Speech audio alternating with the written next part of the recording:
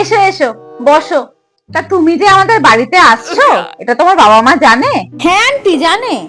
ও, তাহলে বাবা মাই প্রেমের দিকে মেয়েকে এগিয়ে দিচ্ছে। তা তোমাদের কতদিন হলো রিলেশন? 4 বছর। ও, 4 বছর। কেন তুমি জানো না? না না, জানবো না কেন, বাবু আমাকে সব কথাই বলে। আমি তোমাকে একটু ক্রস চেক করছিলাম। তোমার ড্রেসটা তো খুব সুন্দর। তা কোত্থেকে নিয়েছো ড্রেসটা? তোমার ছেলে আমার বার্থডেতে দিয়েছে। ও, তাই না? আমার টাকাগুলো ঝেড়ে ঝেড়ে গার্লফ্রেন্ডকে গিফট দেওয়া হচ্ছে, আর চাস টাকা আমার কাছে। তুমি একটু বসো, আমি তোমার জন্য কিছু খাবার ব্যবস্থা করি। হ্যাঁ, আন্টি তুমি বসো না, আমি করছি। না না, তুমি বসো।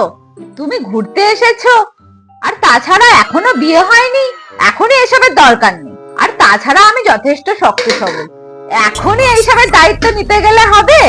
বসো, আসছি। रुको जरा হ্যাঁ, सबर करो। ওপরে যাবে? হ্যাঁ ঠিক আছে, যাও, কিন্তু 5 মিনিটের বেশি দেরি করো না। আর শোনো, দরজা গিয়ে ওপরে দেবে না, ঠিক আছে?